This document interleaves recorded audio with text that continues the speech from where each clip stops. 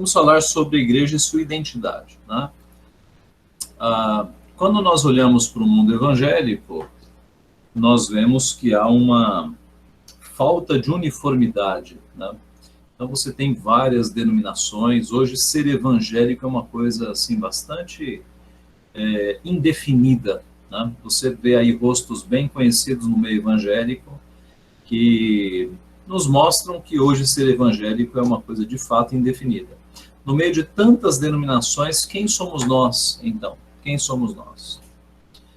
Podemos traçar uma linha histórica desde o começo da Bíblia, passando pelos principais períodos, né, da Bíblia, o Antigo Testamento, reino dividido, exílio, reconstrução, os 400 anos de silêncio, que foram 400 anos em que não houve revelação profética, o ministério de Jesus, a cruz, o primeiro século, apóstolos, aí depois dos apóstolos, a segunda geração, chamada paz da igreja, né? Muitos mártires, a igreja embaixo de perseguição. Aqui são basicamente segundo e terceiro século, né? No começo do quarto século, 313, um imperador chamado Constantino, ele assina o Edito de Milão, que faz com que as perseguições religiosas cessem, tá? Em 388, se não me falha a memória, é assinado o Edito de Tessalônica, e agora o cristianismo é a religião do império, tá? Começa a Idade Média. A Idade Média é um período de 1000 anos, que vai do ano 500 ao 1500, ou dos 600 ao 1600. Tá? São 1000 anos móveis, que a gente vai falar bastante sobre eles hoje. Final da Idade Média, a Reforma Protestante, né? Lutero é quem inicia o movimento. A Reforma se expande, se irradia para outros países, dentre eles Inglaterra. E é da Inglaterra que saem as embarcações para o Novo Mundo, depois chamado Estados Unidos da América, e é de lá que um jovem chamado Ashbel Green Simonton, ele decide ser missionário e chega aqui no Brasil em 1859. Tá? Então, nós temos uma linha histórica aqui, né, nos ligando aos principais fatos da história. Vamos nos concentrar na Idade Média. Quais foram os erros da igreja na Idade Média? O que fez com que homens e mulheres se revoltassem, protestassem contra a Igreja Católica? Eu vou falar basicamente de 4 erros, né? O primeiro erro, grande erro do período, foi o comércio das indulgências, que aconteceu ali no 11º século. As indulgências eram como que solução para as penitências. Como assim? Um padre, aí no 11º século, virou para sua congregação e disse: não adianta vocês pedirem perdão a Deus, que ele não vai dar, mas se vocês me pagarem e eu pedir, aí Deus vai dar perdão. Tá? Então nasceu assim esse comércio da fé. Ele foi crescendo aos poucos, chegou no topo da igreja. A igreja tinha os seus vendedores de indulgências, né?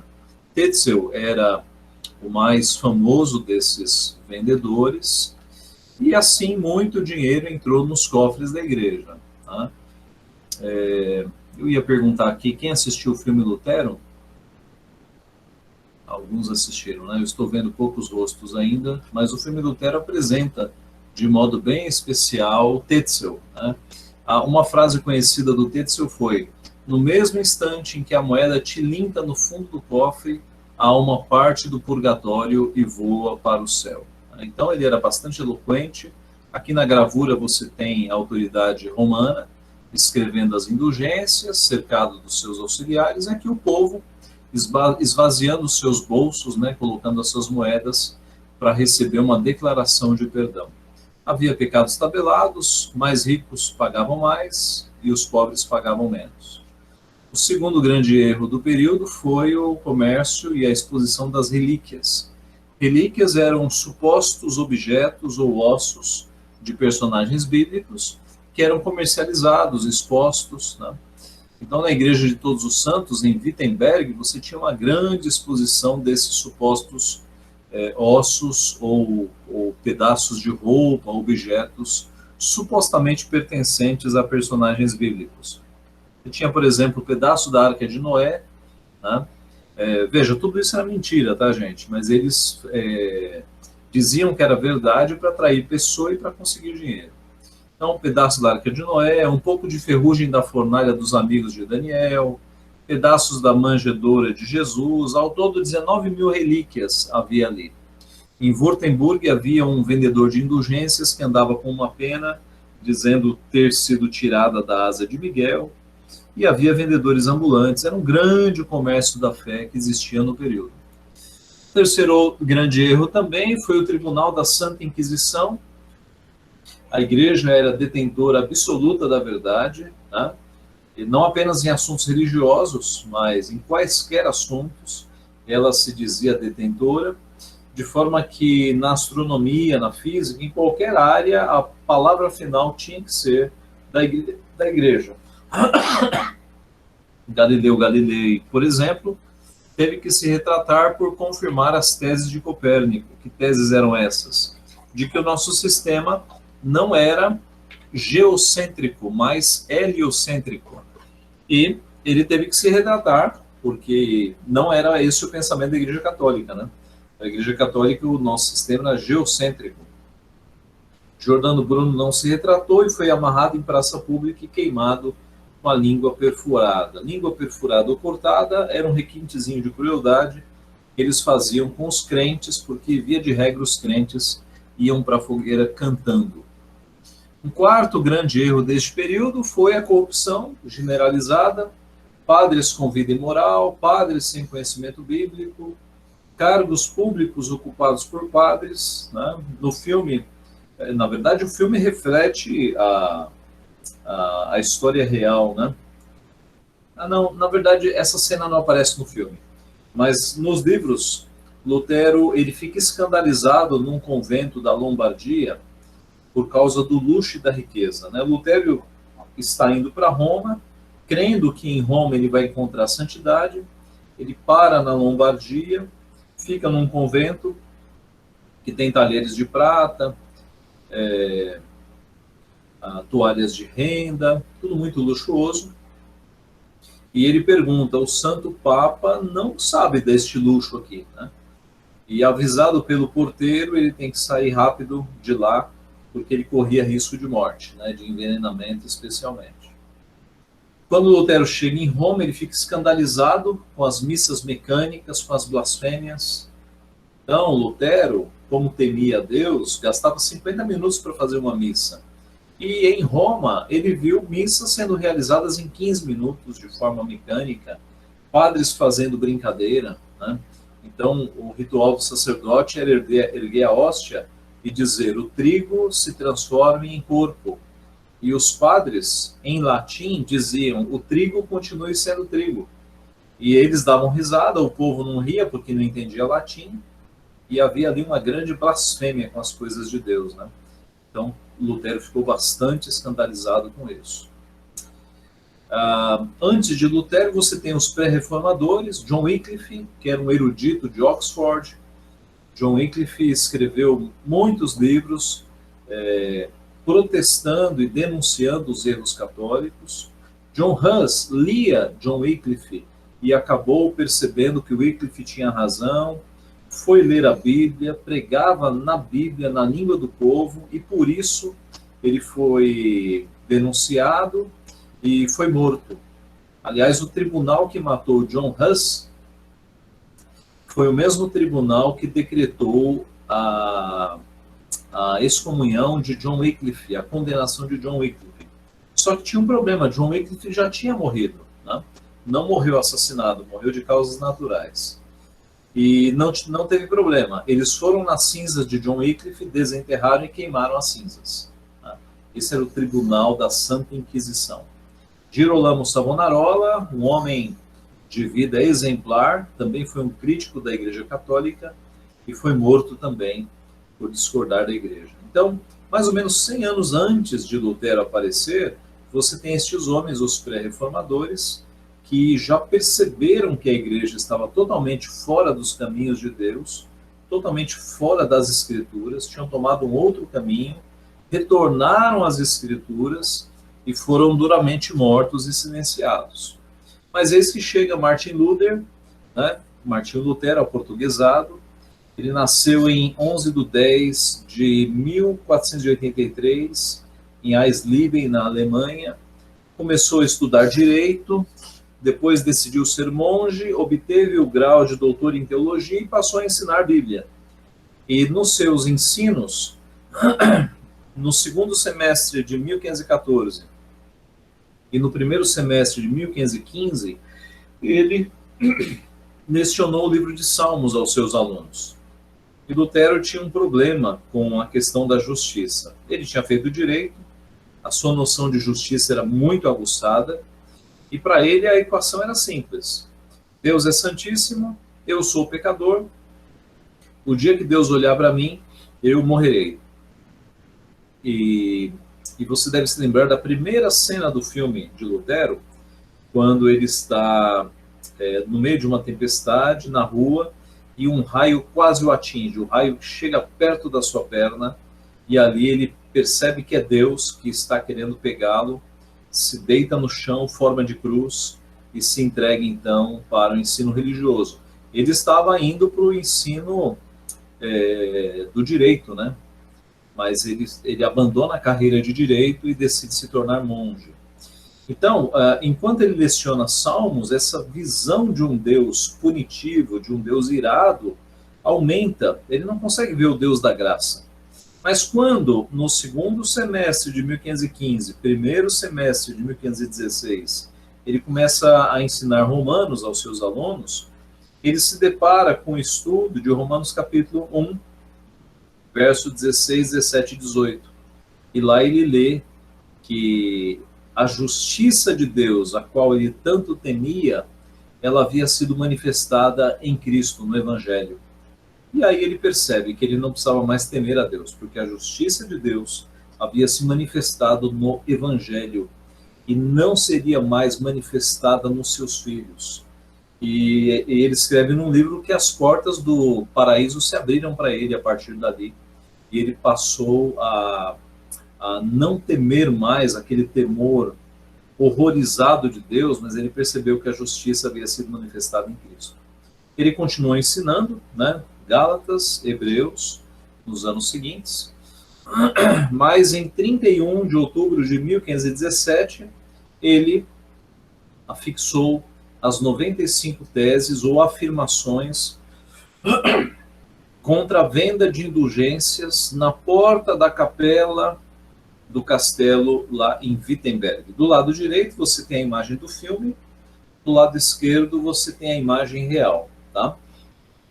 Você vê aí no lado direito que as portas daquela época eram murais de avisos, em que as pessoas colocavam ali anúncios de debates eclesiásticos, anúncios de pessoas perdidas, de compra e venda de imóveis, era um mural de aviso.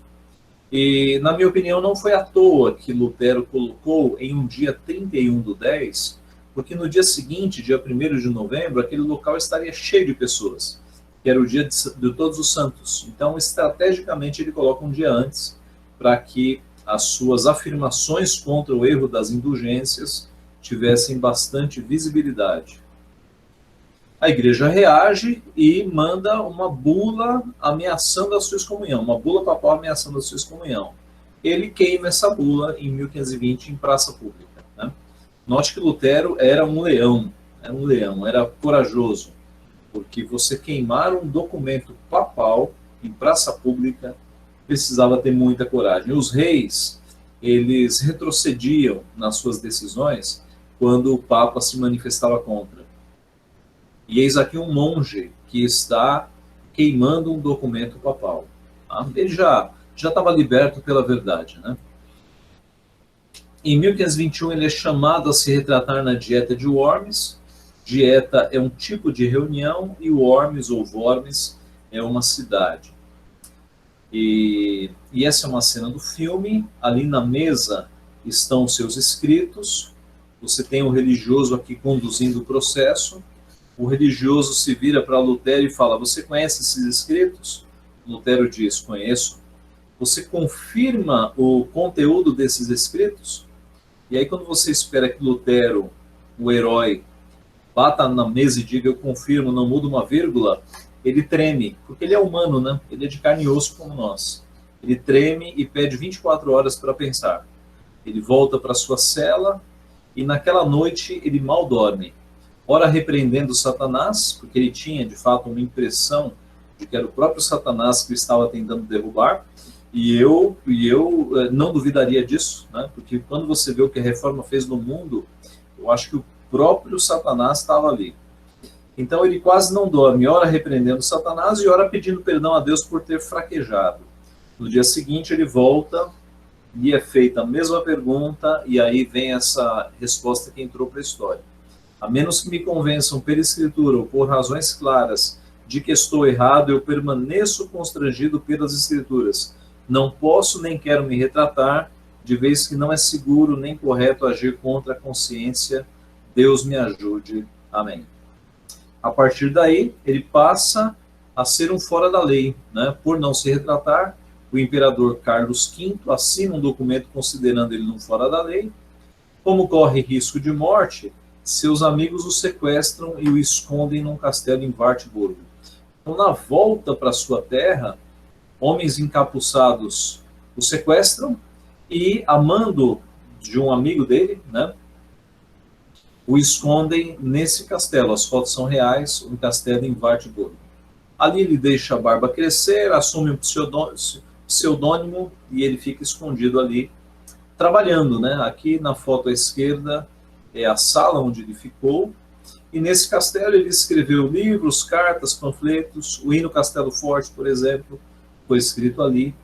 Em 11 semanas ele traduziu na pena, usando pena, o Novo Testamento do grego para o alemão, fato que unificou a língua alemã, que era falada de formas diferentes nos vários cantões da Alemanha, mas com a tradução do Novo Testamento houve uma unificação da língua. Então foi um período muito produtivo esse em que ele esteve ali no castelo. O povo da Alemanha aderiu à reforma, né? A reforma se irradiou pela Europa, de forma que em 1537 Dinamarca, Noruega, Suécia e Islândia já haviam aderido aos princípios da reforma. Na Suíça, Zwinglio, um ex-padre, liderou a reforma, e na França o propagador foi João Calvino. Tá? Então, em termos de história, esse é o resumo da história da Reforma Protestante. Eu vou por agora a segunda parte. Essa primeira parte foi uma rápida passagem pela história, né?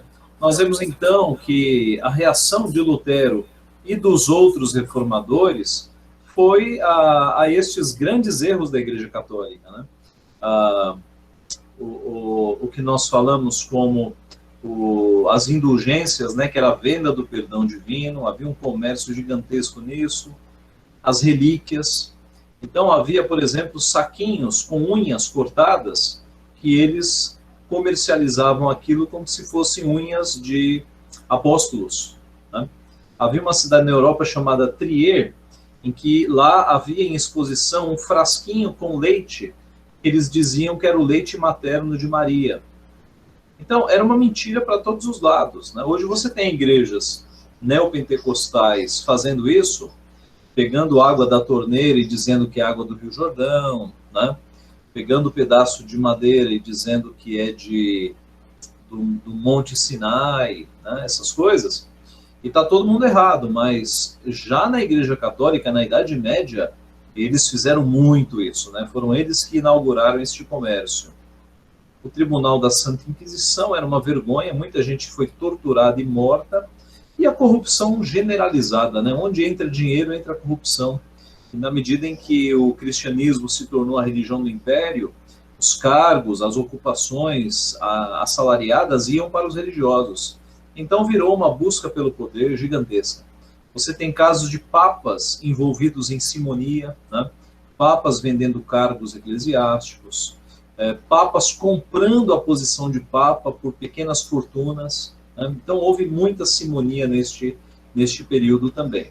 tá? Deixa eu continuar agora mostrando quais são os diferenciais presbiterianos, né? No que a nossa igreja ela é diferente das outras igrejas. Primeiro, o que a igreja presbiteriana tem a ver então com a reforma protestante? A nossa ligação com a reforma protestante está basicamente na pessoa de João Calvino, tá? João Calvino é segunda geração. Quando Lutero afixava as 95 teses, João Calvino era um garoto de 8 anos de idade. Ele soube, né? Mais para frente Deus o converteu ali por volta dos 22. E João Calvino, ele foi para Estrasburgo. No meio do caminho teve que fazer um desvio por causa de guerra e desviou por Genebra. Ele ia acompanhado dos seus irmãos, ele era o irmão mais velho. Ele ia acompanhado de 2 irmãos, ele era o mais velho, ele havia perdido pai e mãe já.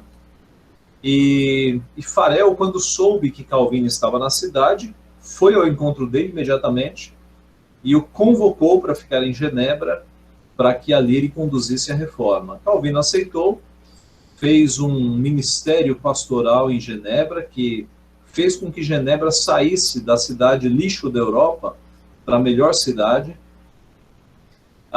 Perto de sua morte, inaugurou a Academia de Genebra, hoje Universidade de Genebra, mas na época Academia de Genebra, que era a semelhança do que Lutero fez na Alemanha, uma escola pública. Na época não havia escola pública. Só os nobres e os religiosos tinham acesso à educação.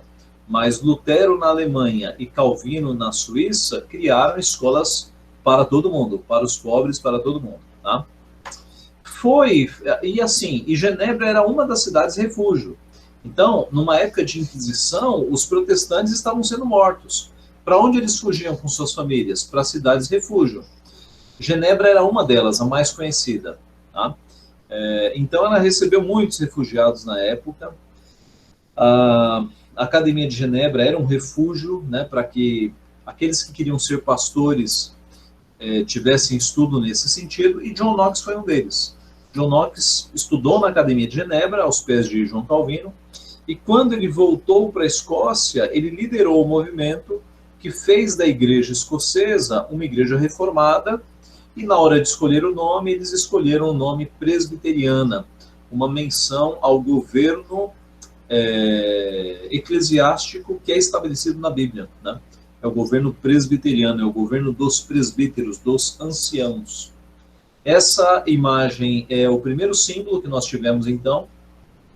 Observe que a sarça vem daí, né?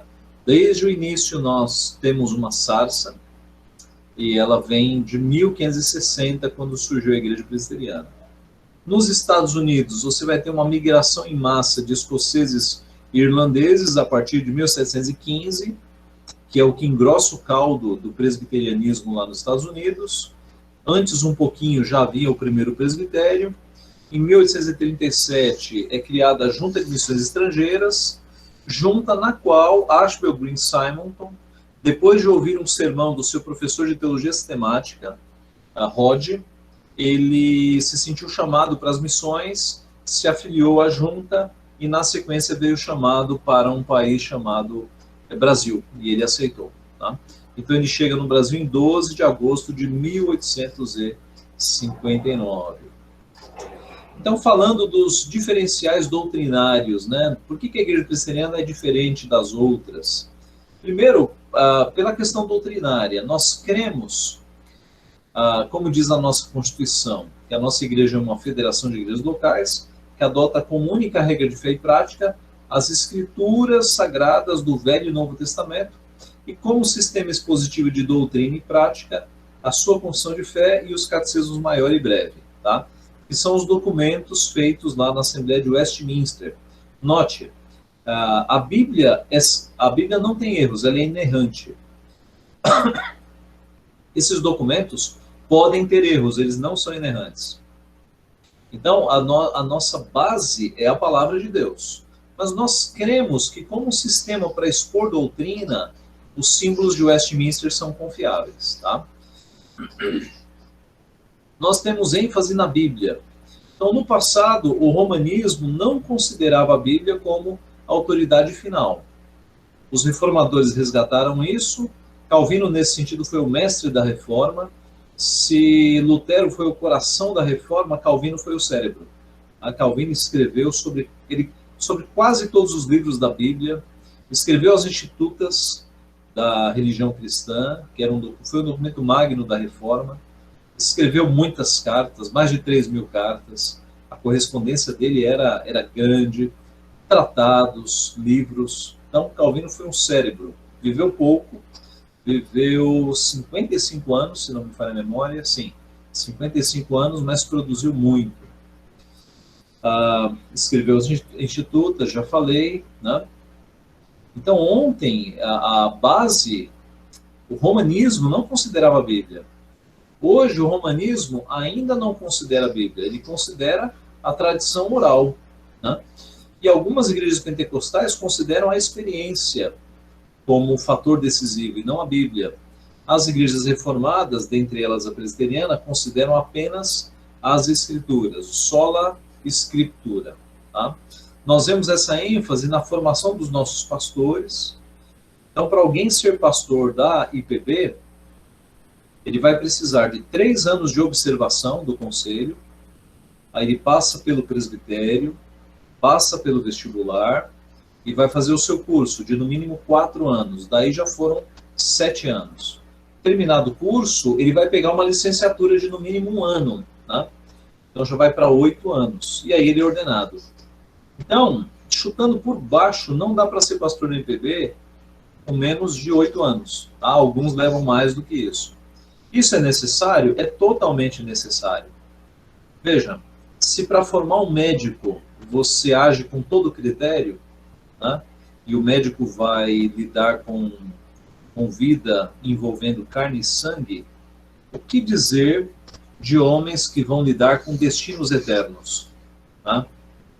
Você faria uma cirurgia se o teu médico dissesse: eu não fiz medicina não, eu fiz um curso rápido de 3 meses. Se na mesa do hospital, na mesa de cirurgia ele dissesse isso, você ia sair correndo, né? Você confiaria no engenheiro que fez um curso de 3 meses para construir o teu prédio? Não, note, como é que em coisas secundárias nós pedimos formação e para aqueles que vão definir ou lidar com destinos eternos, para aqueles que vão dizer assim diz o Senhor, nós aceitamos uma formação aí de 3, 6 meses, como a maioria das igrejas pentecostais fazem, né? Então, as igrejas reformadas são muito criteriosas nesse sentido. Nós vemos essa ênfase também no papel da palavra nos nossos cultos, né? Então, a gente sabe que no nosso culto, o elemento mais importante é quando Deus fala, é na pregação da palavra. Nos estudos bíblicos semanais, a maioria das igrejas presbiterianas tem estudos bíblicos. Na escola dominical, tem muita igreja presbiteriana abandonando a escola dominical. Mas essa é uma característica da nossa identidade presbiteriana, né? As escolas dominicais. Muito importante. E aqui a minha tela está cortando. Consegui. No incentivo à leitura. Então, os pastores incentivam os membros tanto a ler a Bíblia, quanto a ler outros livros. Tá? Mas, pastor, não é assim em toda igreja? Não. Tem igreja por aí, por exemplo, Congregação Cristã do Brasil. Os membros não devem ler a Bíblia. A pregação lá é que se um crente ler a Bíblia toda, ele fica maluco. Tá? Então, há uma proibição. Em outras igrejas, não há essa ênfase que nós damos de leitura da Bíblia diária, de leitura de bons livros. Tá? Então, esse é o diferencial da igreja presbiteriana. Ok? Para nós, a Bíblia é a única regra de fé e única regra de prática. Isso é, aquilo que nós cremos tem que ter base bíblica. Aquilo que nós praticamos tem que ter base bíblica. A Bíblia não tem erros, inerrante, e ela é suficiente. Tá? Nos assuntos relacionados à vida humana, ela é suficiente. Okay? Temos o diferencial também da forma de governo. Aqui nós temos as 3 principais formas de governo. O governo congregacional, cujo lema é todos governam todos. O governo episcopal, cujo lema é um governa todos, eu representei o um aqui com uma bolinha preta, e o governo representativo ou presbiteriano, cujo lema é alguns governam todos. Tá? Então, o sistema congregacional, como diz o nome, de congregação, as decisões da igreja são tomadas em conjunto, por assembleia. Ok? A igreja congregacional é assim, e as igrejas batistas são assim. Então, tem que tomar decisão, reúne a assembleia. Tem que pintar a parede, reúne a assembleia. Qual é a cor? A assembleia decide. Tem que contratar alguém para faxina, a assembleia tem que ser convocada. Disciplina eclesiástica, faz diante da assembleia. A pessoa lá na frente tem sua vida exposta diante da assembleia. Esse é o sistema congregacional. Todos governam todos. No sistema episcopal, um governa todos. Esse é o sistema da igreja episcopal e da esmagadora maioria das igrejas pentecostais e neopentecostais. É o pastor que manda, é o bispo, é o apóstolo, é o missionário, é ele que toma a decisão, não tem conselho. Ele decide, os outros obedecem. O governo representativo é o sistema das igrejas reformadas, dentre elas a igreja presbiteriana. Você nota que algumas bolinhas vermelhas viraram pretas, né? Porque o povo se reúne na assembleia, elege os seus líderes e eles tomam as decisões. Eles não tomam todas as decisões, tá? As decisões que não envolvem compra e venda de imóveis, por exemplo, ou decisões que envolvam eleições de oficiais, eles podem resolver. Então, por exemplo, precisa pintar a igreja, o conselho resolve se precisa, se não precisa, qual é a cor, o conselho resolve essas questões menores. Agora, precisa vender o imóvel da igreja, aí convoca a assembleia, porque aí é grande demais, né? Aí a assembleia tem que tomar essa decisão. Precisa eleger presbíteros ou diáconos, o conselho não pode eleger, convoca a assembleia, e é a assembleia quem decide. Tá? Então, alguns governam todos. Qual é a forma bíblica? Quando você lê Atos 15, de 1 a 6, eu te convido a abrir lá, Atos 15, que é o primeiro concílio ecumênico, né? Ecumênico não é no sentido que a gente conhece. Ecumênico é de oikos nomos. Oikos é casa, nomos é lei. Leis da casa. É uma palavra para significar que não era um concílio apenas para uma cidade, que ia valer apenas para aquela cidade, mas ia valer para todas as igrejas da época. Tá? Essa é a ideia. Atos 15, de 1 a 6, vai mostrar aqui, primeiro, o problema. Né? Então, permita-me ler. Alguns indivíduos que desceram da Judéia ensinavam aos irmãos: se não vos circuncidardes segundo o costume de Moisés, não podeis ser salvos. Tendo havido da parte de Paulo e Barnabé contenda e não pequena discussão com eles, resolveram que esses dois e alguns outros dentre eles subissem a Jerusalém, aos apóstolos e aos presbíteros, com respeito a esta questão.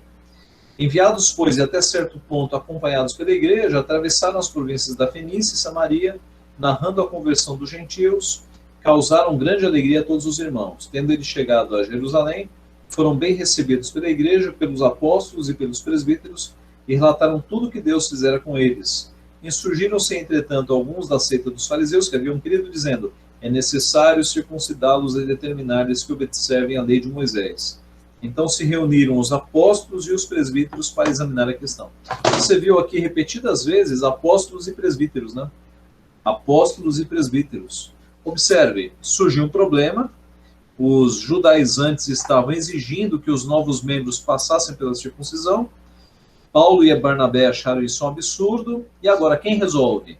Se o sistema fosse congregacional, vamos reunir os 5.000 crentes numa grande assembleia para resolver.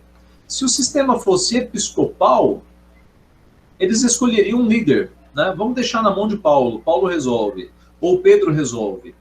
Como o sistema bíblico é o representativo, eles subiram aos apóstolos. Quem subiu? Os presbíteros. Cada igreja mandou seus presbíteros para se reunirem com os apóstolos e apóstolos e presbíteros definiram a questão. Tá? Esse é o sistema bíblico, nós não temos dúvida disso. Um outro diferencial presbiteriano é a ética nas finanças.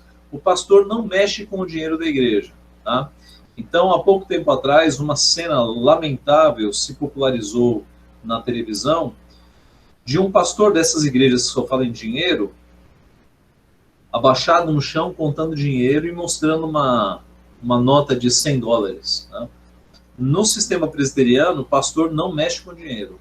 A igreja tem um tesoureiro e é o tesoureiro quem fica responsável pelo dinheiro. Tá? Quem paga a côngrua pastoral é o tesoureiro. Além disso, os gastos devem estar previstos no orçamento.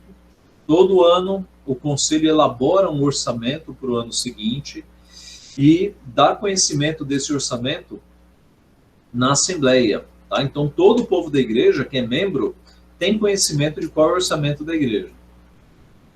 A Comissão de Exame de Contas examina as contas da tesouraria. O que é isso?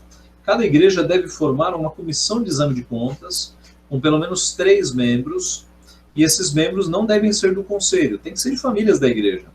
E de 3 em 3 meses, essa comissão pega todo o movimento financeiro do tesoureiro, os extratos, os recibos, tudo, e examina para ver se está em ordem. Se cada conta tem o seu equivalente recibo, né? Eu falo recibo, mas tudo tem que ter valor fiscal, né? Nota fiscal, cupom fiscal, porque tudo tem que estar de acordo com nossas leis. No início de cada ano, os membros na Assembleia tomam conhecimento de todas as contas. Então, num mundo evangélico que tem tantos escândalos envolvendo dinheiro, pastores roubando, etc., a nossa igreja, nesse sentido, ela é bastante transparente, ela tem essa ética. Tá? Outro diferencial da nossa igreja está na forma de adoração. A nossa adoração, ela é só lhe deu glória. Glória só a Deus. Tá? Só Deus deve ser exaltado na nossa glorificação. O Salmo 29, verso 2. Salmo 29,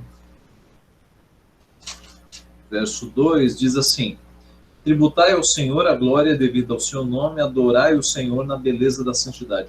Tributai ao Senhor, né? É um tributo, nós devemos adoração a Deus. Então, no culto reformado, não cabe exibicionismo, né?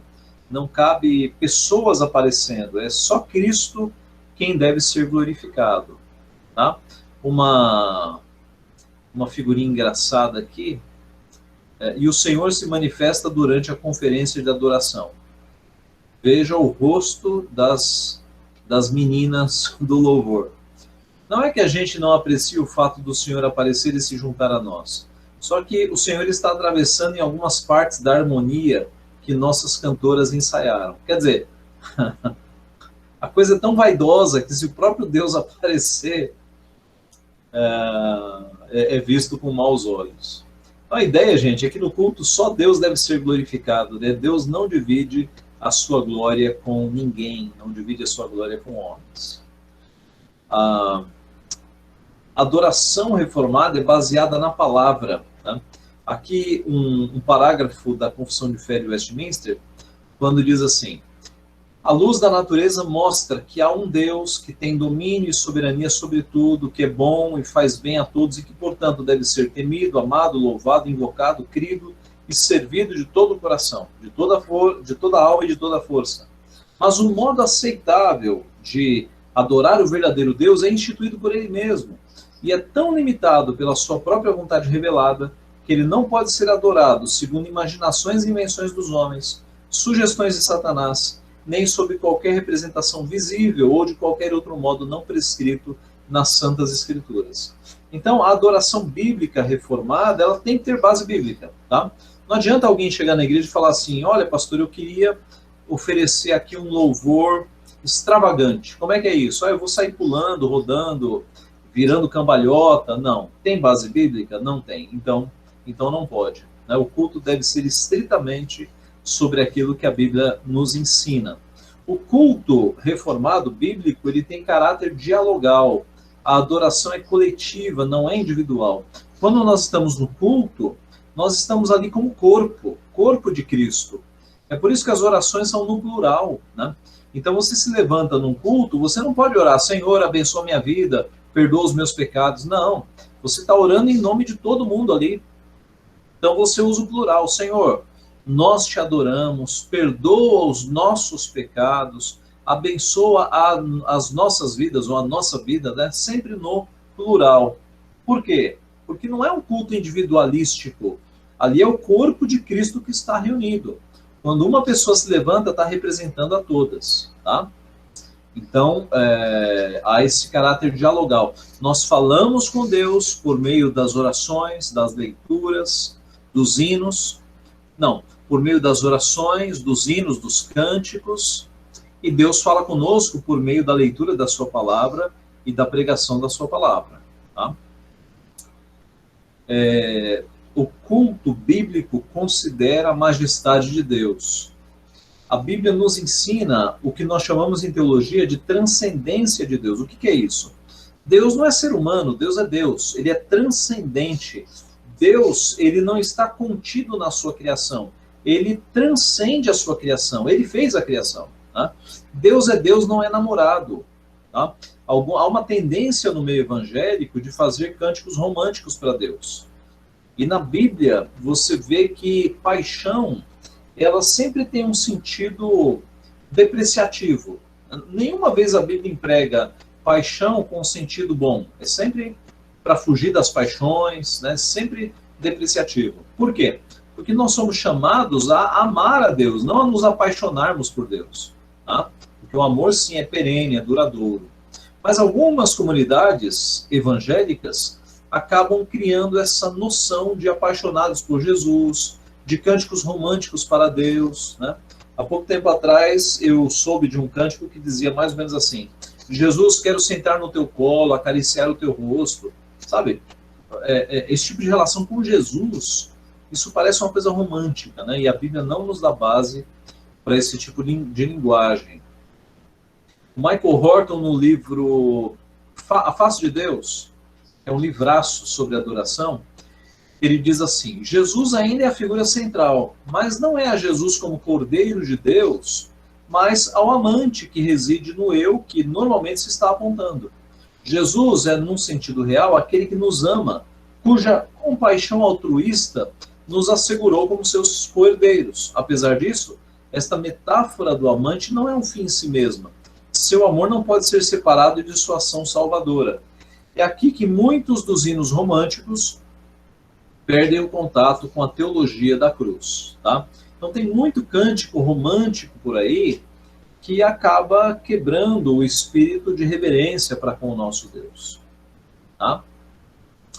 Aqui eu tenho um teste de 3 cânticos para você descobrir qual é o romântico. O teste para você descobrir qual é um cântico romântico é trocando o nome Deus ou Jesus por um nome de uma pessoa. Tá? Então, por exemplo, no cântico 1 aqui, se eu colocar José, não vai fazer sentido. Por tudo que tens feito, por tudo que vais fazer, por tuas promessas e tudo que és, eu quero te agradecer com todo o meu ser. Te agradeço, José, por me libertar e me salvar, não faz sentido. Esse não é um cântico romântico, esse é um cântico com letra boa. Desde os confins da terra também. Tu serás adorado, exaltado nas nações. Agora, esse aqui, ele é considerado um cântico romântico. Tá? Se você colocar o nome José aqui, parece uma música romântica. Tá? Então a gente tem que ficar atento ao que a gente está cantando na igreja. A adoração espiritual, ela é mais espiritual e menos física. O texto de João 4 é o texto da mulher samaritana. E naquela conversa, Jesus mostra para a mulher que Deus é espírito e importa que seus adoradores o adorem em espírito e em verdade.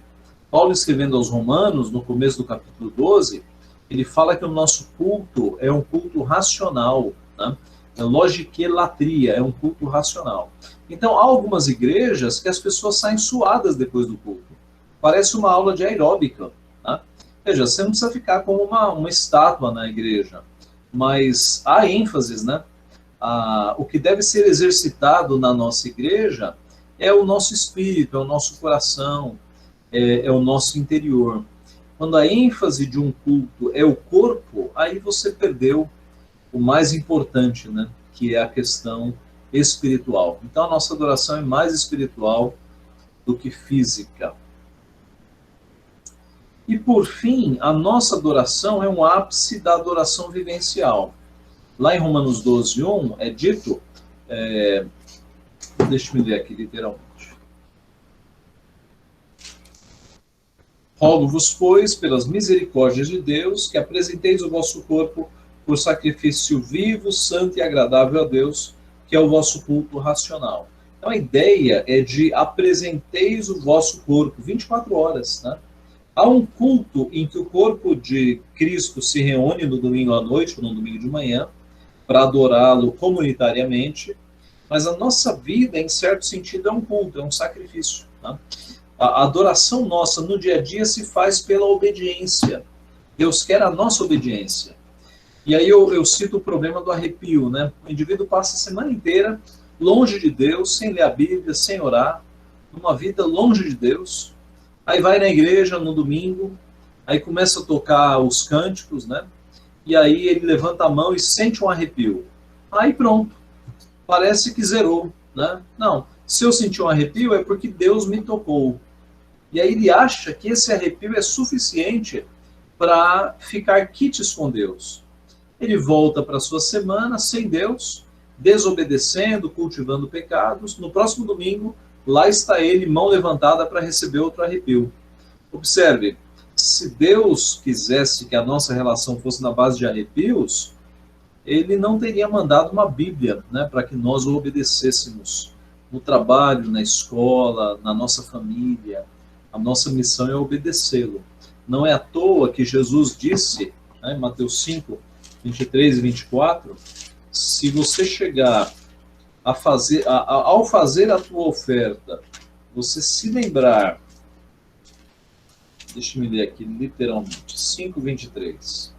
Se, pois, ao trazeres ao altar a tua oferta, ali te lembrares de que teu irmão tem alguma coisa contra ti, deixa perante o altar a tua oferta, vai primeiro reconciliar-te com teu irmão, e então, voltando, faze a tua oferta. O que Deus está nos ensinando aqui? Que ele não quer culto hipócrita. Se você tem pendências com seu irmão, arrume as pendências antes de prestar culto. Isaías 1, de 11 a 17, é a mesma ideia, né? Deus reprovando o seu povo que ia oferecer culto a ele com o coração pecaminoso. Verso 11, de que me serve a minha multidão dos vossos sacrifícios, diz o Senhor. Estou farto dos holocaustos de carneiros e da gordura de animais cevados, e não me agrado do sangue de novilhos, nem de cordeiros, nem de bodes. Quando vindes para comparecer perante mim, quem vos requereu só pisardes nos meus átrios? Não continueis a trazer ofertas vãs, o incenso é para mim abominação, e também as festas da lua nova, os sábados e a convocação das congregações. Não posso suportar iniquidade associada ao ajuntamento solene. As vossas festas da lua nova e as vossas solenidades, a minha alma as aborrece, já me são pesadas, estou cansado de as sofrer. Especialmente aqui, não posso suportar iniquidade associada ao ajuntamento solene. Tá? Então o nosso culto ele deve ser um ápice de uma semana de obediência, senão ele vai ser um culto hipócrita, né? Um culto apenas para manter as aparências. E aqui nós encerramos. Então, como diferenciais, né, de uma igreja reformada, como a igreja presbiteriana, nós vimos aquilo que nós cremos, uma ênfase na palavra de Deus, né, que a reforma nos trouxe, forma de governo bíblica, né, ética nas finanças, e uma forma de adoração diferente, né? As igrejas pentecostais têm uma forma de adoração bem diferente das igrejas presbiterianas. Para nós, alguns princípios bíblicos são muito caros e determinam a forma como nós devemos adorar ao Senhor. Muito bem. Então, meus irmãos, era essa a introdução que eu queria fazer, mas agora nós temos um tempo para perguntas, inclusive de coisas que nós não vimos aí, né? relacionadas à reforma, à igreja. Então, fiquem bem à vontade. Eu já fiz um apelo aqui para vocês aparecerem, né? Mas eu estou ruim de apelo. Mas... Abre. Lembrar de filho, né, reverendo? Fazer um apelo pro povo aparecer aí. apareçam Reverendo, aí, gente. Sim. de forma breve aí, faz uma diferenciação entre a doutrina reformada e a doutrina arminiana, para que eles possam entender um pouquinho a diferença. Ok. Bom, vamos falar primeiro da história, que eu acho que na história já fica bem claro, né?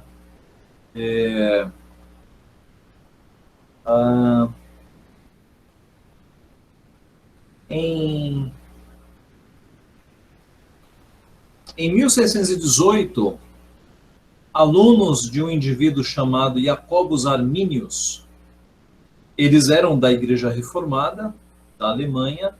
A Igreja Reformada da Alemanha, seguindo todos os reformadores, eram de linha calvinista, bíblica, né? Porque a Bíblia nos ensina que a salvação pertence ao Senhor, e Cristo morre para salvar aqueles que o Pai o deu. Então a Igreja Reformada holandesa seguia esses princípios. Mas discípulos de Jacobus Arminius escreveram um documento chamado Reclamatio. Reclamatio é reclamação em holandês. Tá? Não, desculpa, remonstratio. Remonstratio é reclamação em holandês. E daí eles ficaram conhecidos como os remonstrantes, tá? Os reclamadores. E esse documento que eles ofereceram tinha 5 pontos. E os 5 pontos, eles iam por um caminho totalmente diferente da teologia lá da igreja holandesa. Então, quais eram os 5 pontos arminianos? Eles entendiam que o homem não é totalmente depravado, que ainda há um bem no homem capaz de escolher. Eles entendiam que a salvação, ela é por previsão de fé. Deus vê como a gente vai decidir e aí ele elege. Numa falha lógica abissal, né? Que coloca Deus como um espectador e não como aquele que decreta as coisas. Eles criam também numa graça, numa expiação ilimitada. Cristo morreu para quem quiser se salvar, pode se salvar. Eles criam também numa graça resistível. Você pode resistir ao Espírito Santo e dizer não quero nada com Deus. E na perda da salvação, né? Você pode cair e perder a salvação. Eles apresentaram esse remonstrácio, né? essa reclamação à igreja, e a igreja respondeu com 5 pontos, os chamados 5 pontos do calvinismo. Tá? Observe, calvinismo é muito mais do que 5 pontos, mas como eles apresentaram 5 reclamações, a resposta veio em 5 pontos. E aí esses 5 pontos são total depravação humana, o ser humano caiu, está morto nos seus delitos e pecados, e um morto não quer a Deus, como Paulo diz aos Romanos, né? Não há um justo, não há um sequer, não há quem entenda, não há quem busque a Deus, todos se extraviaram, a uma se fizeram inúteis. Paulo diz em Efésios capítulo 2, que nós estávamos mortos nos nossos delitos e pecados, e morto não quer Deus de jeito nenhum. Então, a depravação total. Tá? Então, não há nenhuma chance de nós nos salvarmos, porque nós estamos totalmente mortos. Eles defenderam a eleição incondicional. Deus nos salva não por obras, não porque ele vê alguma coisa em nós, e muito menos por previsão de fé, porque ele escreveu a história. Deus nos salva incondicionalmente, não há nada em nós que o obrigue à salvação. Ele nos salva sem condições, por sua livre graça e vontade.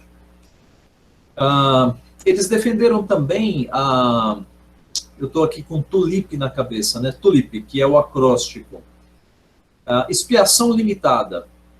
Cristo não sobe na cruz para morrer por toda a humanidade, senão a humanidade inteira seria salva. tá? Então ele sobe na cruz para morrer por aqueles que o Pai o deu. Isso fica muito claro no Evangelho de João, por exemplo, tá? Ele dizendo: aqueles que o Pai me deu são maiores que tudo, eu dou a vida por eles, ninguém pode arrebatá-los da minha mão. Quando Jesus faz a oração sacerdotal, ele não ora por todos, ele ora pelos que me deste. Será que ele orou por alguns e na cruz ele morreu por todos? Não, não. Ele orou por alguns e na cruz ele morreu por alguns, por aqueles que o Pai o deu. Tá? Então essa é a expiação limitada. Depois você tem a tulipe. O I é de graça irresistível. Quando Deus tira as escamas dos nossos olhos, como fez com Paulo, é irresistível, não tem para onde ir. Como os apóstolos disseram: para quem iremos? Só tu tens as palavras da vida. Tá? Então, quando ele nos ama e tira as escamas, é irresistível. Você não quer outra coisa. Não dá para resistir ao poder de Deus. Aquela história de Jesus batendo na porta, implorando para entrar, é totalmente estranha. Primeiro, porque Apocalipse capítulo 3 é uma carta para crentes. Não é uma carta evangelística. São as 7 cartas do Apocalipse, né? É uma carta falando de arrependimento, não é de salvação. Cristo não está batendo na porta. Cristo arromba a porta. Né? Com Paulo, ele não pediu licença para Paulo, não. Ele o derrubou e Paulo foi salvo. Tá? Então, a graça é irresistível. E a perseverança dos santos. É a ideia de que, uma vez que Cristo morreu por nós, nada pode nos separar do amor de Deus que está em Cristo Jesus. Nem morte, nem vida, nem anjos, nem poderes, nada, nada, nada, nada. Uma vez salvos, salvos para sempre. Tá? O sangue de Cristo é poderoso para nos salvar e o Espírito Santo é aquele que preserva a nossa salvação. O apóstolo Paulo fala: eu estou bem certo de que aquele que começou boa obra em vós há de completá-la até aquele dia. Tá? Então, como diz Augusto Nicodemos, se você pudesse perder a sua salvação, você perderia. Você não aguentaria 1 minuto, você perderia. Nós não perdemos a salvação porque Deus é quem guarda a nossa alma. É Ele quem guarda o nosso tesouro até aquele dia. Tá? Então, basicamente é isso. Os arminianos foram estes discípulos de Jacobo os Armínios, ele já era morto, que levaram esta remonstratio, mas receberam essa resposta em 5 pontos, que depois ficaram conhecidos como 5 pontos do calvinismo, que na língua inglesa, em holandês não, mas na língua inglesa forma o acróstico TULIP. Né? E daí é que a flor que representa o calvinismo é a tulipa. O acróstico é quando você põe uma palavra em pé, e aí cada primeira letra monta, né, a palavra. Né? E aí a brincadeira é que a flor do calvinismo é a tulipa, e a flor do arminianismo é a margarida. Deus me ama, Deus não me ama. Deus me ama, Deus não me ama. Muito bom. Ok, reverendo, vamos abrir então para os irmãos aí fazer pergunta, aproveitar o tempo, né? Quem quiser fazer a pergunta, por gentileza, aí levanta a mãozinha e faz a pergunta. Vai lá, Fernando. Boa noite, reverendo. Boa noite. Eu quero dizer o seguinte, que eu vim desse meio, né, pentecostal, e venho cada vez mais me identificando com a teologia reformada, acompanhando sempre o reverendo no Vejam Só, Augusto Nicodemos, e essa questão dos cultos antropocêntricos, que são predominantes, né, nesse movimento pentecostal, e como é que fica a questão de crer, igual eu vim desse meio pentecostal e a pessoa dessa teologia arminiana, como é que fica? O arminiano, na forma dele crer, interfere na salvação? Não, não. Eu diria que os arminianos são cristãos. Né? Certo. Eu diria que essa é uma diferença que nós temos, né? Os irmãos arminianos, eles ainda não perceberam, né, que Deus é soberano na salvação. Eu diria que eles não perceberam na teoria, porque na prática eles já perceberam, né? Quando você era pentecostal, né, arminiano, você orava para que Deus convertesse pessoas, não orava? Sim, com certeza. Pois é, pois é. Então, na verdade, como há uma teologia muito forte que fica falando em livre-arbítrio, etc., etc., eles acabam seguindo uma teoria, mas na prática eles sabem, né, que a salvação pertence a Deus, que é Deus quem liberta as pessoas, eles sabem. Então, eu diria que isso não implica em salvação. É uma visão diferente que nós temos, mas eles são irmãos em Cristo. Tá? Então, veja só, assembleianos, quaisquer pentecostais, nós julgamos irmãos em Cristo. Quem que a gente não julga irmão? Testemunha de Jeová, Mormon, Adventista do sétimo dia, complicado. Embora o Adventista é mais complicado, porque você tem um Adventista do sétimo dia que segue as doutrinas, mas eu diria que grande parte dos adventistas não seguem as heresias de Ellen White, tá? Então eu acho que tem um bocado de adventista salvo lá dentro que não segue as loucuras de Ellen White. Agora, voltando para os crentes de fato, né? Os pentecostais são nossos irmãos, os arminianos são nossos irmãos, né? E um dia na glória todos perceberão que a salvação pertence ao Senhor, não há dúvida. Só para finalizar, é porque é o seguinte, a pregação predominante deles é a cooperação, né, o sinergismo. Eu tenho que cooperar com a salvação, tenho que cooperar com Deus. Então, a pessoa acaba aqui crendo, né, na forma dela de pensar, que ela tem que ajudar a Deus, né? Então, por isso que eu fico com essa dúvida, entendeu? Sim. A pessoa... Não, é um equívoco, mas não implica em salvação, não. Certo. Tá? A salvação tem a ver com arrepender-se dos seus pecados e amar a Jesus Cristo. E a gente sabe que nós temos irmãos que são, de fato, servos de Deus, servos de Jesus Cristo, mesmo pentecostais, mesmo arminianos. Não tenho dúvida disso, não. Ótimo. Próximo irmão, outra pergunta. Aproveita, irmão, o tempo está acabando. Reverendo Agil, é o Brendo. Oi, Brendo.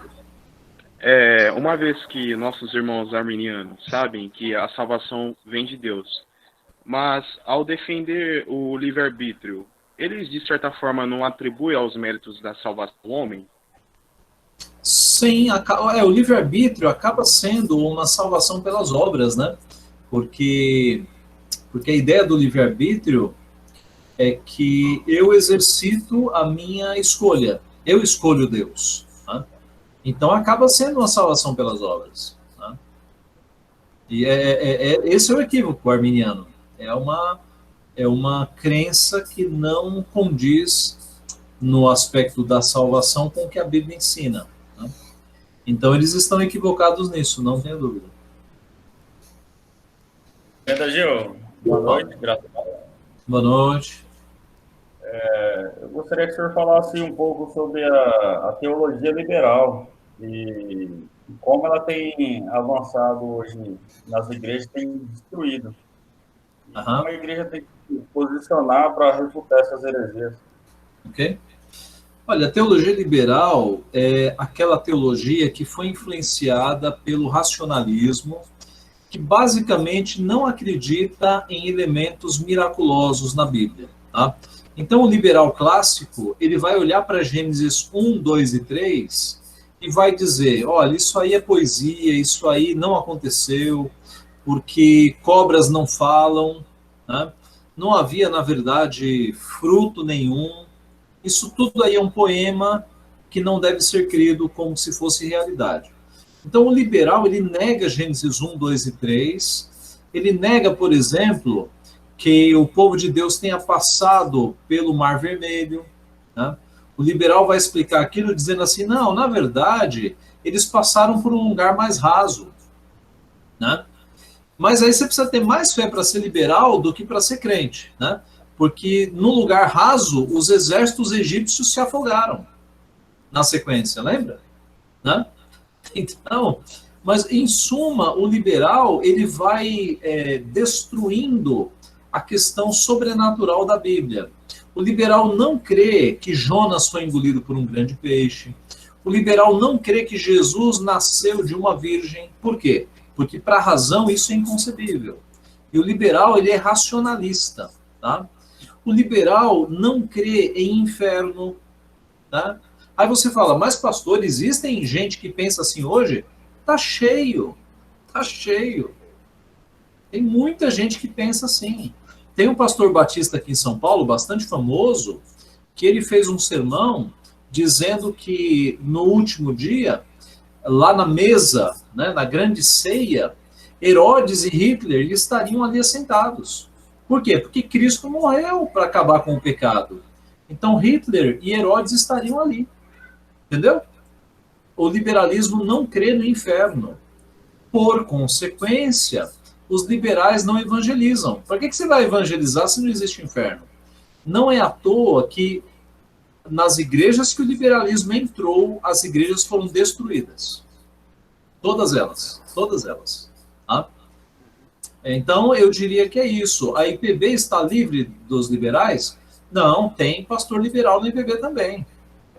Eles estão bem escondidinhos, mas estão por aí. Tá? Sim. Então, hoje podemos comparar a teologia liberal como um marxismo cultural? Olha, não, na verdade é o seguinte. A teologia liberal, ela vai nesse sentido, né? O marxismo, a ideia do marxismo cultural é uma outra vertente, né?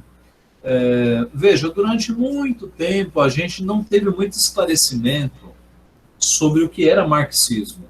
Eu diria que a nossa geração está sendo privilegiada agora. Tá? Mas eu sou de um tempo em que se aceitava socialismo com tranquilidade. Eu, na minha adolescência e juventude, eu era petista de carteirinha. Não havia esse discernimento que nós temos hoje das implicações da teoria socialista ou comunista e as suas implicações quanto ao reino de Deus. Não havia esse entendimento. Essa geração que nós estamos vivendo agora, ela é privilegiada nesse sentido. Por quê? Porque a gente tem muita informação, né? Então, dificilmente alguém que estude socialismo e marxismo não veja a incompatibilidade com a fé cristã. Dificilmente. Tá? Porque o marxismo ele vai trazer elementos de não crer em Deus, de, como disse Karl Marx, religião é ópio do povo, vai trazer elementos que vão gerar uma incompatibilidade. Tá? Mas isso é uma coisa que agora o pessoal está abrindo os olhos. Tá? Na minha mocidade não havia esse tipo de percepção. A gente dizia que era socialista sem nenhuma reserva. Sem nenhuma reserva. Tá?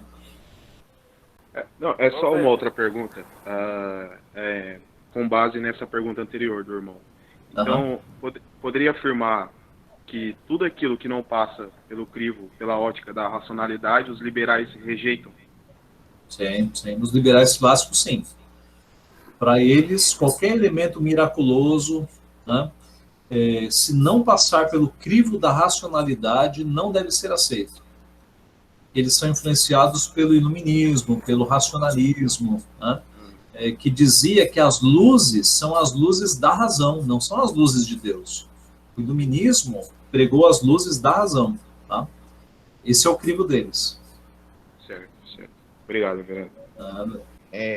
A questão da pandemia, isso seria um sinal de Deus chamando o povo ao arrependimento? Olha, eu li alguns autores que vão por essa linha, e eu achei bem razoável, viu? Primeiro, porque quando você lê os sermões proféticos, o sermão profético de Cristo, Mateus 24, por exemplo, fala em pestes, né? Então, a gente sabe que esse tipo de peste que nos assolou é algo que está previsto na Bíblia. É claro, quem é que conhece a mente de Deus? A gente não sabe, tá? Não dá para saber o que Deus está pensando. Mas eu arriscaria dizer, como alguns pastores arriscaram, que esse foi um período de Deus pesando a mão, né, sobre a humanidade, para que o homem seja mais humilde. Né? A ciência, com toda a sua soberba, está perdidinha, né? Perdidos. Os países ricos, com toda a sua soberba, estão prostrados. Um vírus, um micro-organismo invisível, colocou todo mundo de joelhos, né? E como a gente sabe que nada neste mundo acontece sem que Deus determine, então eu vou por esse caminho, de que Deus, ele disciplinou a sua igreja e castigou os ímpios por meio deste vírus. Eu acho que ele disciplinou a sua igreja porque nesse exílio a que nós nos vimos, né, longe dos cultos públicos, dos sacramentos, a gente sofreu um pouquinho e isso foi bom para a gente valorizar, né? Eu não sei como é que está aí na terra de vocês, se vocês já voltaram aos cultos públicos. Voltaram, reverendo? Voltou. Terceiro domingo, fizemos 3 já. E foi bom, não foi? Foi ótimo. Assim, Excelente. a gente manteve comunhão em casa, videoconferência, etc., mas nada se compara ao culto público, nada se compara. Então, eu acho que foi bom para os crentes valorizarem, né? Valorizarem o nosso culto público, os nossos sacramentos. Eu acho que a gente tem que tirar lições do episódio. Com certeza. E alguns também já até saíram fora, né? Apostataram. Pois é, assim como os Fez uma peneira. assim como os crentes ficaram doidos de saudade do templo, aqueles que não são firmes também relaxaram, né? É isso em toda igreja. A igreja que eu pastoreio também voltou. Mas tem um pessoal que pode voltar, e especialmente jovens, e não voltaram, né? Então, a gente lida com isso, né? E como é que fica a questão? Também seria. Como é que eu posso formular essa pergunta? Como é que fica os continuistas, hein, nessa questão? Porque teve muitos pastores aí oferecendo milagre, né? Que eu vi. E na questão do Covid, alguns foram até imprudentes. Então, o Malafaia foi prudente, em alguns vídeos aí. Não são dias bons para os continuistas, né? Né? E o pessoal que oferecia cura, né, libertação, o pessoal fechou os templos também, né? Ninguém ficou lá para enfrentar o vírus. Então, de fato, o argumento de que ainda existe dom de cura hoje, ele foi bastante... Veja, a gente crê que Deus cura, não há dúvida, né?